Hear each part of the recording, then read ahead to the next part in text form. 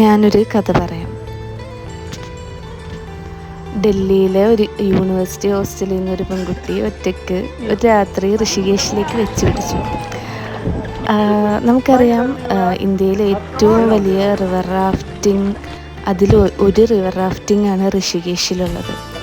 അപ്പം ഇത് ഞാനും അവിടെ നിന്ന് എനിക്ക് കിട്ടിയ കുറച്ച് ഫ്രണ്ട്സും റിവർ റാഫ്റ്റിംഗ് ചെയ്യണ ഒരു വീഡിയോ ആണത്.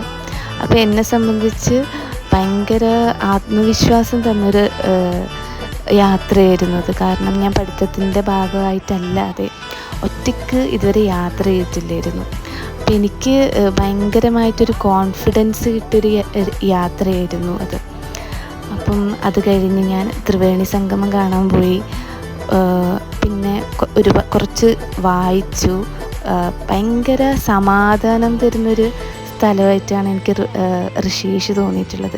അപ്പം നിങ്ങളൊരു സ്പിരിച്വൽ ലൈഫ് ആഗ്രഹിക്കുന്ന ഒരു വ്യക്തിയാണെങ്കിൽ, അല്ലെങ്കിൽ നിങ്ങൾക്ക് പുതുതായിട്ടൊരു സ്ഥലം കാണാൻ ആഗ്രഹിക്കുന്നുണ്ടെങ്കിൽ, അല്ലെങ്കിൽ നിങ്ങൾ നേരത്തെ ഋഷികേശ് പോയിട്ടുണ്ടെങ്കിലും ഒന്നുകൂടി ഒന്ന് പോയി നോക്കാൻ പറ്റിയൊരു സ്ഥലമാണ് ഋഷികേശ്.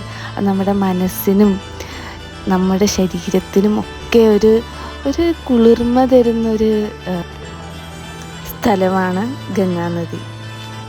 ഞാൻ കണ്ട സ്ഥലങ്ങളിൽ എനിക്ക് ഏറ്റവും ഡിഫറൻ്റായിട്ട് തോന്നിയതും ഏറ്റവും മനോഹരമായിട്ട് തോന്നിയതുമായിട്ടുള്ള സ്ഥലങ്ങളിൽ ഒന്നാണ് ഋഷികേശ്.